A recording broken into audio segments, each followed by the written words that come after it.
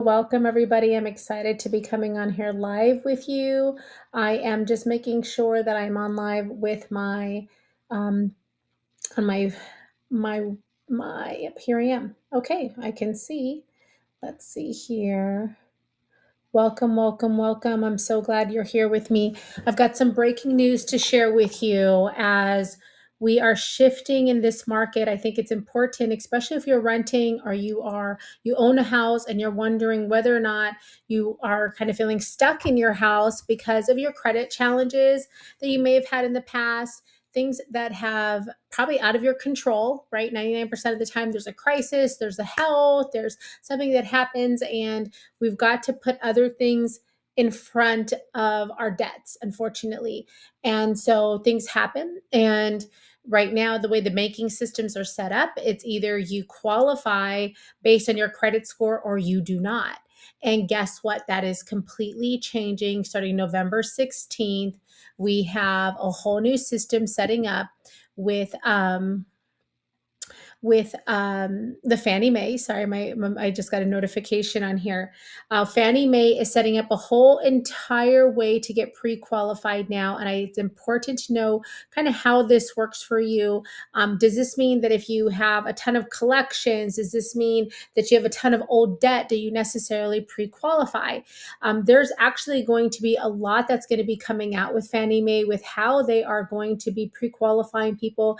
They're really looking at this in a way that helps families step into home ownership by being able to leverage your credit that is not being reported to the credit bureaus, such as your on time rental payments. Usually, whenever you're renting, your landlord doesn't necessarily submit all of your on time payments. So now they're going to start leveraging trade lines that are not necessarily reported to the credit bureaus to leverage on time payments. This could also be utilities. This could also be insurance. This could also be cell phone. This could also be other types of on time payments that you're making that are maybe showing up on your bank statements. And so this is going to be really important to see and know that even if you have a lower credit score than 620, even if you're in the 500s, you could potentially still qualify to buy a house. Now, this is going to be a whole different ball game and I'm just sharing this into a couple of our groups here. This is going to be a whole different ball game as we really start to learn what's going to work and what's not going to work. It's not going to be something that this has ever been done. This is something that's completely brand new into the systems. This is completely in a way that really what it's going to show us is that how we can make new opportunities happen for renters that maybe have debt that's really old debt that they don't want to necessarily have to pay off. And sometimes it could cost thousands and thousands and thousands of dollars to pay off old debt.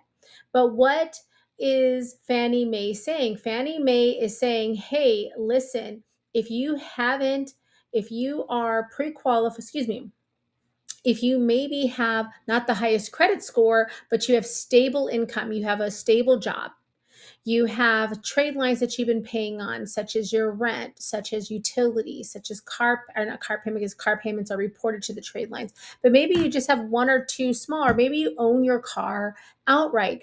They're also leveraging this for a lot of people that maybe already that are kind of like debt free and don't necessarily tie their monthly payments to the credit bureau system. So this is going to start to free up opportunities for renters that are not wanting to just go into debt to get qualified for a house. That's really how things are set up right now, where you have to get credit cards to buy to leverage your on-time payments. You have to go into debt into the system to then be able to purchase real estate.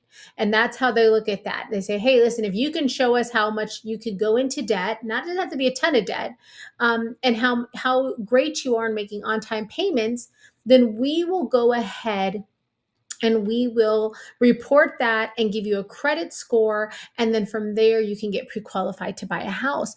Well, that is completely changing. This is a whole different market we're getting ready to step into, where now we're being told that, hey, you can go ahead and get pre-qualified to purchase a house, and it's not going to be based on your credit minimum score of 620. That's for conventional lending. So, what does that mean for you? This means that I would connect with me, a licensed loan officer, to one, just kind of take a peek as a soft pull on your credit. A soft pull is not going to impact your credit. It's not going to put out there that, hey, I'm looking for a new trade line. This is going to just give an insight to where you are on your credit score, how old your trade lines are on your credit score. It's also going to give us some insight on what you potentially would be pre-qualified for based on your income. For a lot of families, since COVID happened, a lot, that's, you're talking 4 years ago from COVID. So in those 4 years, there might be old debts that you have on there. And what Fannie Mae is saying, hey, listen, if we can go ahead and look at these new recent trade lines that you have and leverage some of those old debts, see that you have on time payments, then we can go ahead and look at potentially pre-approving you. This is going to be a huge opportunity where instead of having to wait years or months to have to buy a house, save up the money to buy a house, save up the money to pay off old debts, sometimes you're just double the negative. And especially in these times, it's hard to save money with the cost of living and how things are leveraged right now. So this is going to give our renters and even our homeowners that feel stuck in their house an opportunity to be able to leverage their equity, buy brand new, invest. Maybe I've had families that are investing in these next gen homes where there's a home for their children, a home for their parents, a home for themselves, and they're leveraging this debt and are leveraging their equity to build their family generational wealth. So this is going to be a great opportunity for especially renters, especially those that are not necessarily tied to a huge debt matrix of the credit systems. Now, is this going to potentially change interest rates? Is this going to change things? Right now, they're not saying that it's going to give us a big change on our interest rates. But what I can tell you is that there are two markets out there right now. There's the market that's on the media, which is telling you that interest rates are above 6%. And then there's the market that's happening in the actual streets. Like, these are what's happening from real estate agent to real estate agent, from homeowner to homeowner, from renter to renters. And unless you're connected to somebody who's on the street, somebody who's actually doing transactions, somebody who's actually leveraging what's happening right now in this market, it can be really confusing on what's really happening because you're only getting your information from one source. That source being the news stations. Well, the news stations are reported from banks, news stations are reported from other corporate media. News stations, as we know, can be very skewed on a specific agenda. So what does that mean for us? That means for you to know what's really happening, you would have to have somebody that's actually in the trenches, somebody who's actually doing sales, somebody who's actually negotiating for their sellers, negotiating for their homeowners, negotiating for their renters and their buyers, somebody who's actually in this market. And that's what myself and my team does. We are in this market going house to house, homeowner to homeowner, connecting, finding out if this is a time we should be renting, buying, staying, selling, upgrading, leveraging. This is a time that everybody's personal home story makes a difference because there's not one answer fits all. For some families, having $200,000 in equity sitting in the house, sitting there, is doing nothing for you if your house needs to be upgraded or if you need a bigger space. Leveraging that equity, being able to create an emergency fund, being able to get into something that actually fits you and your family, being able to pay off debts, being able to leverage that money in a whole different avenue is going to set you up into a whole new space if you're a homeowner compared to just staying there and being stuck and knowing that the interest rates can be bought down. So that's what we're really seeing in this market right now, is that homeowners are actually the heroes.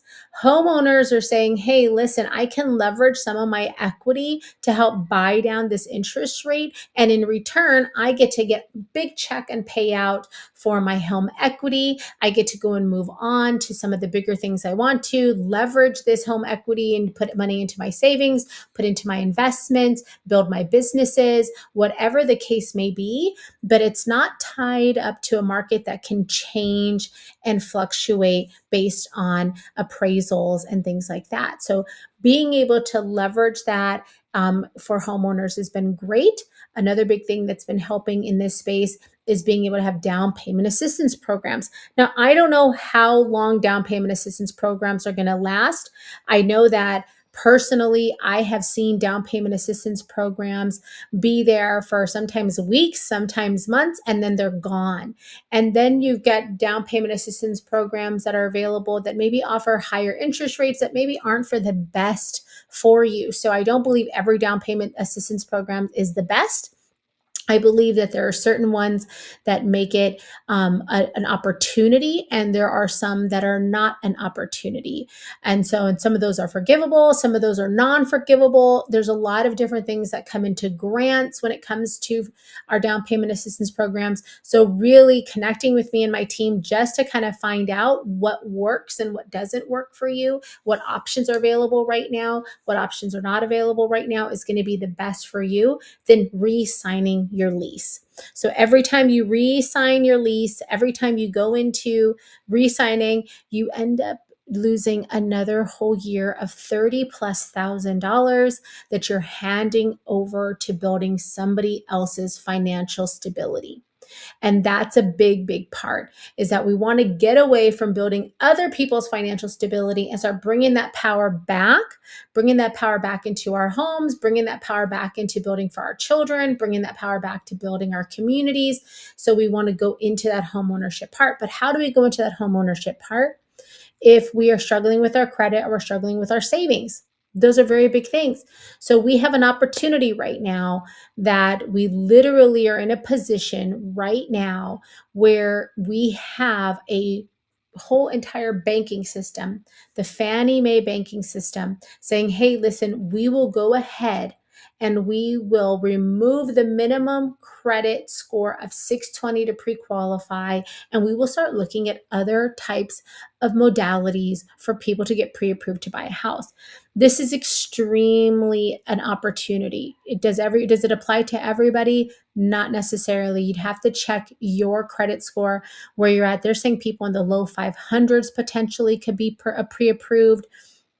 There's going to be a whole new system from this, and so a whole new opportunity from this. And the best thing I can say is that find out if it's something that works for you. $30,000 a year that you're potentially wasting on renting is worth the phone call.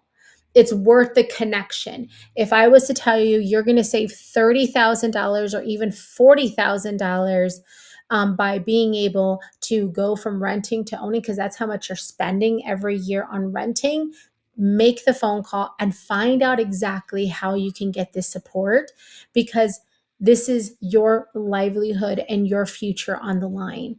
And when there's opportunities like this is your opportunity where in one year you can buy now, in a couple years you can buy again, and then in a few more years after that you can buy again, and within 5 to 6 years you can own 3 homes and start having that financial stability where other people are paying down your mortgage, other people are giving you financial freedom, and while you sleep you make money. And that's what happens in real estate. You can invest that into your businesses, you can invest that into your own savings, you can invest that into the market, whatever you personally do to multiply your money. But can I tell you, if you're multiplying your money, it is by owning first. Get your foot in the door to buy your house.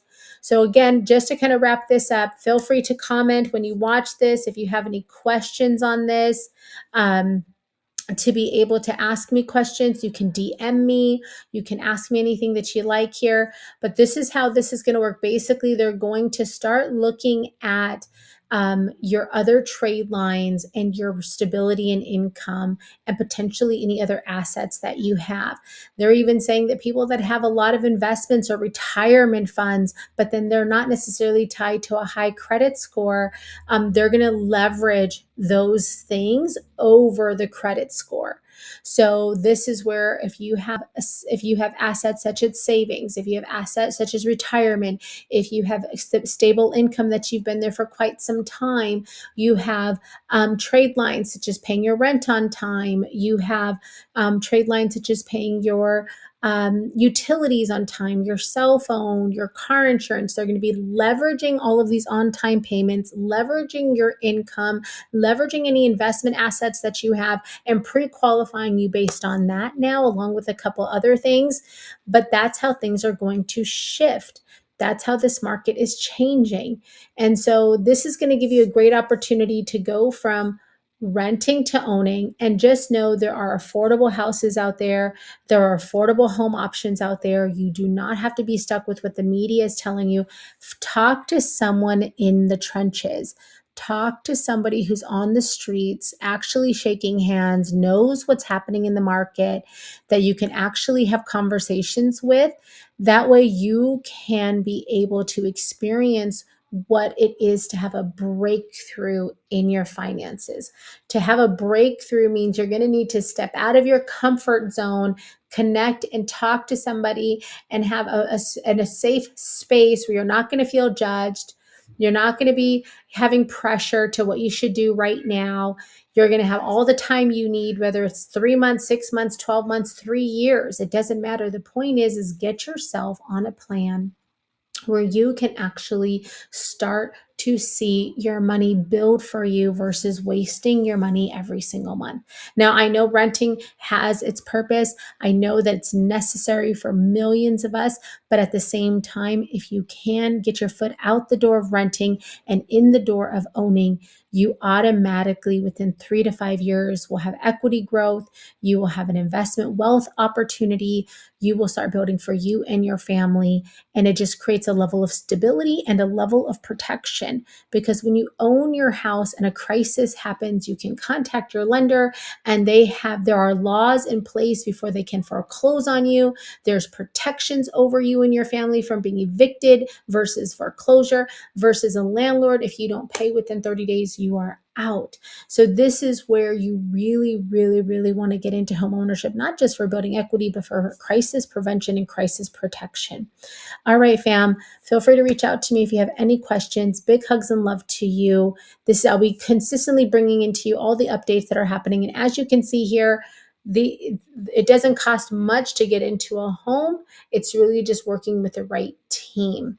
As you can see from my photos on here, I've had families that have paid less than $2,000 and they now own their own house. Yes, this is possible. Yes, this is what's happening right now in the market. I want to see you take advantage of that by connecting with me and getting on our home stability plan that really helps you know your next steps, what's new for you, so you can step out of renting and into owning. All right. And if you're owning, step into leveraging that ownership to start creating financial freedom for yourself, because sitting on equity that the bank owns and you're not multiplying it, you're sitting on an algorithm and an appraisal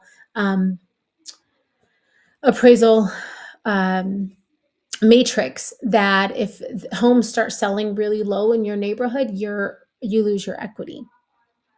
That's how that works. So if the market shifts and continues to go negative or down, then it's going to impact you, and your equity that you have right now will continue to get less and less and less and less unless you do something with your equity. So it's important to know how to leverage that. It's important to know how to play the long game and make quick moves in that space. And I'm here and I'm thankful to be able, for all the families that have entrusted me, to be able to say, I'm not just speaking from what I heard on the news. I'm speaking from the families I've helped, from the generations I've helped set up, from the families that are now in a place from renting to owning and have that stable that stable home front. All right, fam. Look forward to connecting with you. I'll keep you posted, and feel free to reach out to me if you have any questions. Real estate, mortgage, anything in regards to our life and building stability this lifetime. All right, bye, guys.